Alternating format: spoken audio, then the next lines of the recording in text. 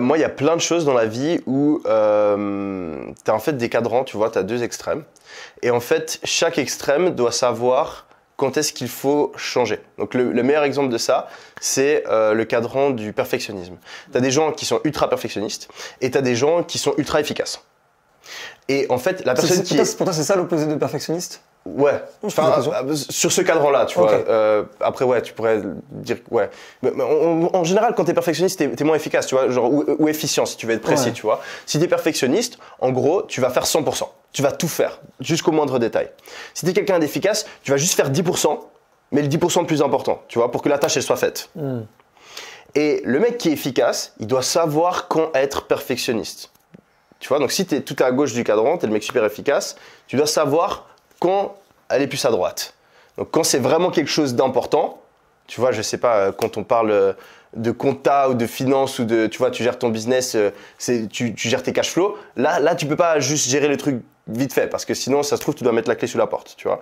Donc à ça tu dois faire super attention, mais après tu vois quand il faut juste dérouler, tu peux rester sur ta nature de personne efficace.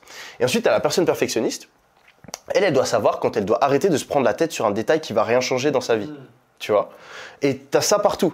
Donc le mec qui est optimiste, il doit savoir quand est-ce qu'il doit être un peu plus pessimiste. Où est-ce que je dois me forcer à être un petit peu plus pessimiste et faire attention parce que sinon je peux me brûler les ailes.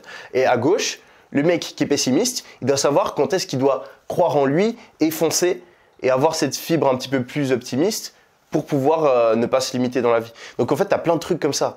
Et le but, c'est juste de savoir dans un équilibre, où tu es et de faire attention. Et il y a plein de gens, et ça c'est un truc qui m'énerve aussi, il y a plein de gens qui justifient leur action de par leur personnalité. Donc tu as des gens qui vont être perfectionnistes et ils vont par exemple passer, je sais pas, imaginons tu es perfectionniste, tu passes 1 heure à ajuster ta table ici, tu vois, tu es en train de perdre ton temps, tu vois, il y a d'autres choses que tu pourrais faire. Et moi si je viens vers toi et je te dis non mais arrête, là tu fais le mec perfectionniste, c'est bon la table, y a personne, tout le monde s'en fout, les gens regardent pas la table. Et tu fais non mais attends, moi je suis perfectionniste. Tu vois, ça m'énerve. Ouais. Si tu sais que tu as un défaut, tu dis ah oui je suis perfectionniste donc il faut que je me force à pas l'être. Pas mais je suis comme ça donc c'est une justification, tu vois. Ou je suis impatient. Je suis impatient donc c'est normal, tu vois. Non, je suis perfectionniste, ok, alors oui merde putain, fuck, il faut que je travaille là-dessus et je change, tu vois. Donc moi typiquement je sais que des fois je suis un peu pessimiste et donc tous les jours tu vois je me force à avoir ce grand, tu vois.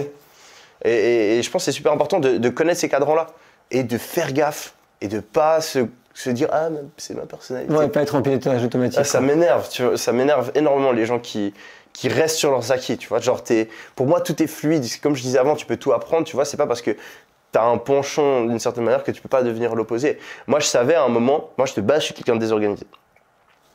Et c'est drôle, je parlais hier et il y a des gens qui me disaient mais t'as l'air d'un mec ultra organisé, tu vois. Mais je suis devenu organisé. Genre quand j'étais ado, j'étais le mec, genre ma chambre c'était un bordel, tous mes profs ils pétaient des câbles, ma prise de notes c'était n'importe quoi. Et aujourd'hui tu vois genre mon calendrier, tu vois mon agenda, il y a tout qui est et j'ai des process pour tout et mon business il est très bien organisé. Mais c'est parce qu'à un moment, je me suis dit attends Yomi, si tu vas aller au niveau supérieur, tu dois être organisé. Tu peux pas faire des millions et gérer ton truc en bordel. J'aurais pu me dire non mais attends je suis comme ça, je suis un mec désorganisé et rester comme j'étais, mais je me suis dit non, si tu veux aller plus loin tu dois devenir organisé et je me suis forcé, tu vois, je me suis forcé des trucs cons, je me suis forcé à faire mon lit tous les matins, je me suis forcé à ranger ma chambre, je me suis forcé tu vois à tout bien faire, tu vois, à chaque fois que je faisais un document, tu vois, je le faisais bien, je mettais des majuscules, des machins, tu vois, donc je me suis forcé et au fur et à mesure de me forcer, tu vois, c'est devenu une part de ma personnalité, une habitude et maintenant je me considère pas comme la personne la plus organisée du monde, mais je suis pas non plus une personne désorganisée.